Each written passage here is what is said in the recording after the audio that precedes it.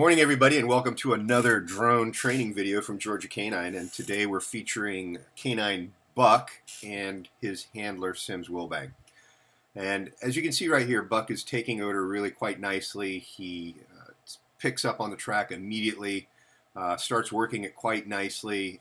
He peels off just for a short time here, and I think that's due to the distraction from the drone. He kind of looked up, looked back at the handler, was a little unsure about the noise, but quickly went right back to work. He has had no exposure to the drone before, so for the first time hearing it and perhaps seeing it, this type of behavior is not unwarranted.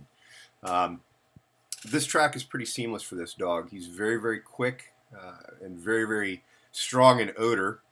Sims doesn't really have to do too much other than just hang on. And so what I'm going to try to do is critique some of the strong points about what he does here.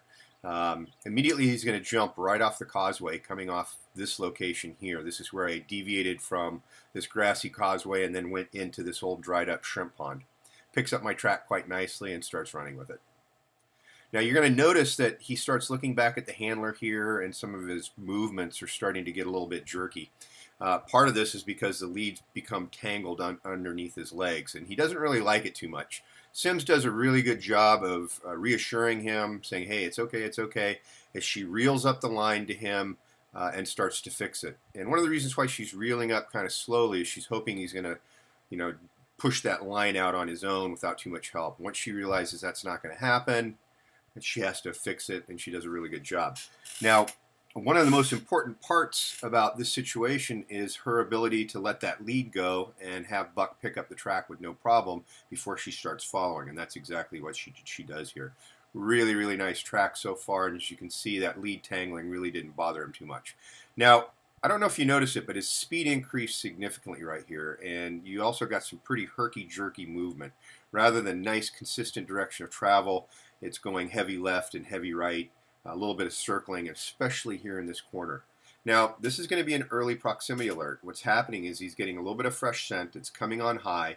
This shrimp pond that he was in is a depression that's about 5 feet lower than where the causeway is. And so the air scent is up a little bit higher, and the track is a little bit lower. He's unsure of which one to take. The air scent would give him a fresher scent so he knows I'm close, but the problem is if it's not consistent and it's not something he can work into, he can't follow it. So he has to actually choose what to use here, either that air scent or go with the track. And you're going to see he decides on the track and takes it quite nicely.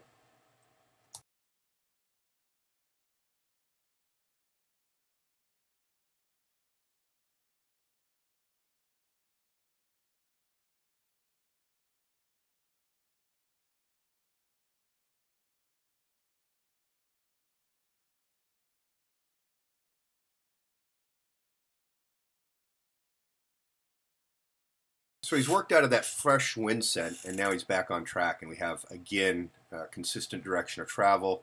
We have all the body language indicators that we're looking for. He's fringing a little bit on blown odor, but it's not a huge amount. And honestly, we really don't care whether he does that or not. What I care about is just consistent following of odor, and how he wants to do it does not matter. Now, I don't know if you notice it, but his ears are starting to perk up. He's looking left, he's looking right, that head's starting to pop up. He's now getting even more fresh air scents. And this is the proximity alert number 2, starting right here. Now he really knows he's starting to get close, and so he's working in a predominantly heads-up situation. He might dip his head down from time to time and refresh that track, but he's got good, strong air scent that's telling him exactly where to go. He hasn't triangulated the scent source, me, yet, but he knows which direction to go.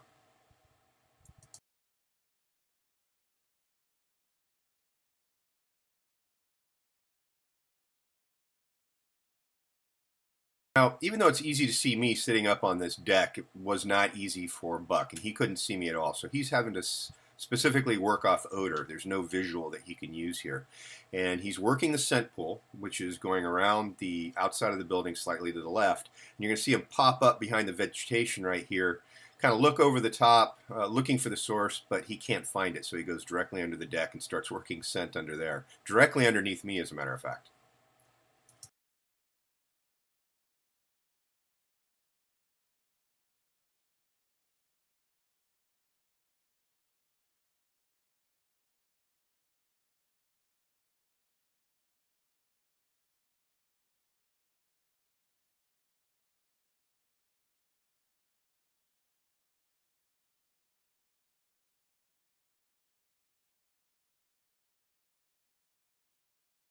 Eventually, Buck works himself around the back side of the building and goes through the shack. Finds me with absolutely no problem. I have to watch my remote with him as he might think it's a toy. I think he really would like to get that in his mouth. Just a little bit background on Buck. He's a dual-purpose canine, detection, tracking, and trailing, and he is going to Christiansburg Police Department in Virginia. Wonderful canine, absolutely fantastic, beautiful to watch, and Sims did a really great job of handling. If you're interested in dogs like ours, some specific trailing tracking dogs or dual purpose dogs, make sure you check out our website, www.gacanine.com. Thanks for watching, folks. Hope you enjoyed the video.